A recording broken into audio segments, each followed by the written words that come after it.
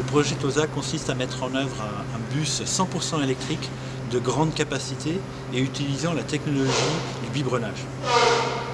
Le biberonnage, c'est extrêmement simple, c'est le long du parcours, en 15 secondes, pendant que les personnes descendent et remontent dans le bus, on va mettre de l'énergie dans le véhicule.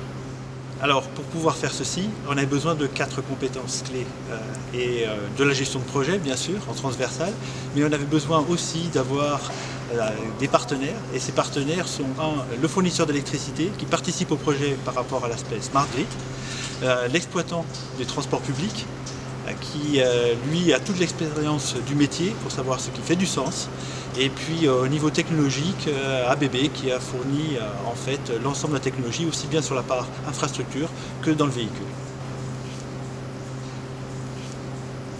Les objectifs du projet, après une étude de faisabilité qu'on a démarrée en 2010, ont été de valider les points qu'on avait imaginés lors de l'étude de faisabilité. C'est-à-dire, on devait répondre à 2 questions extrêmement simples. Est-ce que techniquement c'est possible? Et est-ce que économiquement ça fait du sens?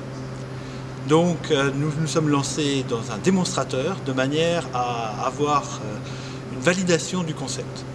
Et ceci afin de pouvoir vraiment s'assurer qu'on puisse avoir un bus électrique de très grande capacité répondant au transport public de masse en milieu urbain qui soit entièrement alimenté en électrique sans émission locale et qui puisse être déployé aussi bien sur des lignes qui sont aujourd'hui exploitées par des bus diesel que par des lignes BHNS à très haut niveau de service telles qu'on les envisage aujourd'hui comme solution pour les grandes villes.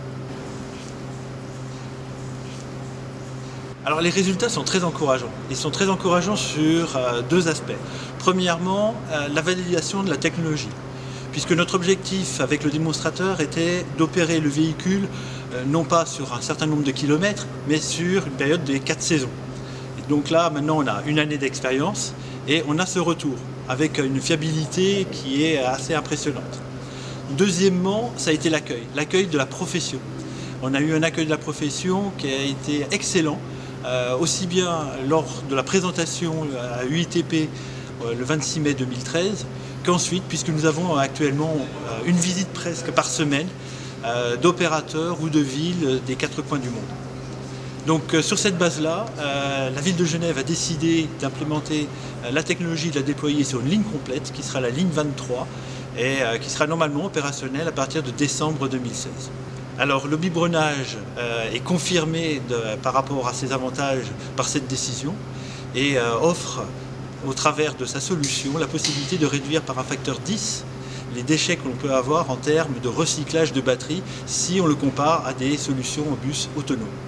Et c'est là un petit peu aussi une des clés de cette solution par rapport à la transition énergétique que l'on souhaite avoir dans les grandes villes.